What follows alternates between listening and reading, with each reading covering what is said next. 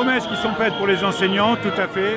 Rien pour les administratifs et techniques qui sont payés à 40% de primes chez nous, dans l'enseignement agricole public. Mais ce ne sont que des promesses. Il n'y a rien d'écrit vraiment. On parle aussi beaucoup de contrepartie de travail, etc. Donc c'est quand même pas une façon de faire et on est, comme pour toutes les professions, on est un petit peu en colère aussi sur le fait de vouloir casser quelque chose pour refaire quelque chose d'encore plus compliqué avec des promesses qui n'engagent que ceux qui les font. Alors jusqu'où vous irez?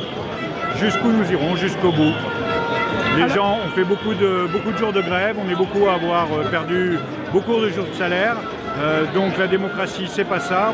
Monsieur Macron a été élu dans un pays où le droit de manifester existe et il aurait dû en tenir compte et il doit en tenir compte. Alors, justement, il y a un malaise de gain parce que le mois de janvier va être difficile. Et est-ce que vous avez fait une cagnotte? Alors il y a des cagnottes qui sont faites, on avait voté, nous on est un petit syndicat dans l'enseignement agricole public, même si on est à l'UNSA, qui est lui un gros syndicat aujourd'hui et qui est réformiste. Nous on a quand même essayé de prévoir un peu pour aider les plus à plaindre dans le système, hein. C'est-à-dire qu'on va quand même essayer de privilégier les gens contractuels et qui ont des petits revenus. On a prévu une cagnotte, mais ça va être très faible quand même. Que l'artisanat, en étant micro-entreprise, ça va. Vous pensez à économiser, à avoir une complémentaire? En fait, les petits indépendants sont voués à l'échec. Est-ce que vous pensez qu'il y a une égalité sociale non. Au niveau des retraites? Pas forcément que non. Après, on ne dit pas toute la vérité. Je pense que la répartition des cotisations de retraite doit être égale et doit bien sûr persister. Mais si on met beaucoup de gens en dehors du travail, la répartition se fera forcément mal. Donc il faut mettre les gens au travail, je pense. Dans le domaine du social, c'est un petit peu une misère. C'est ça. Alors dites-moi, est-ce que vous pouvez m'en parler? Eh bien écoutez, nous aimerions tous avoir le SMIC. Enfin, moi je ne parle pas pour moi maintenant, mais pour les nouveaux qui vont arriver, au point de vue retraite, tous au SMIC. Voilà. Et nos 41 annuités de travail. Je ne sais pas si c'est vraiment encore 41, mais bon, au moins comme avant. Voilà. Alors donc nous manifestons pour défendre ces retraités.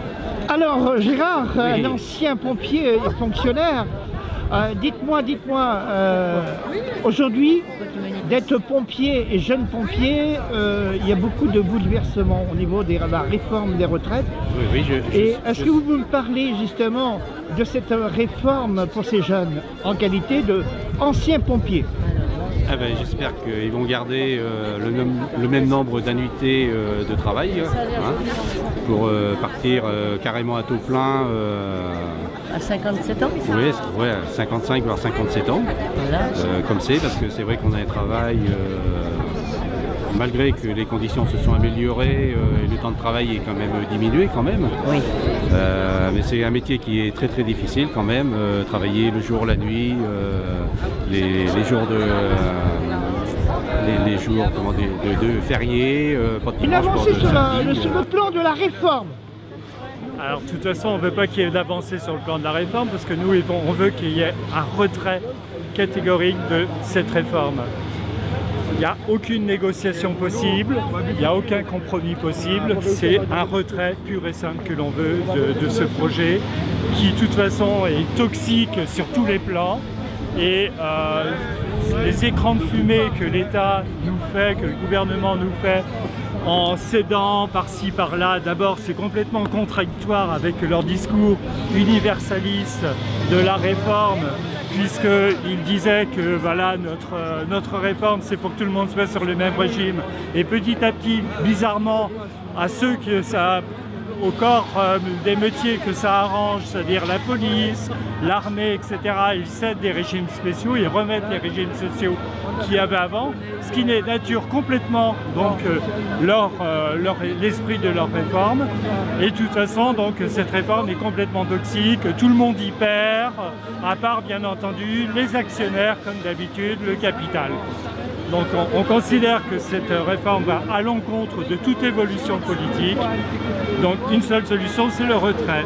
On espère que ça reprend petit à petit. Là aujourd'hui à Saintes, c'est correct. On espère qu'au niveau national, ça va être bien plus fort. Salut! Et que ça va marcher et on est parti déterminés, nous, pour que ce soit tous les jours, demain, ce week-end et la semaine prochaine. Le mois de janvier est déterminant. Il faut que le gouvernement cède et retire carrément ce projet.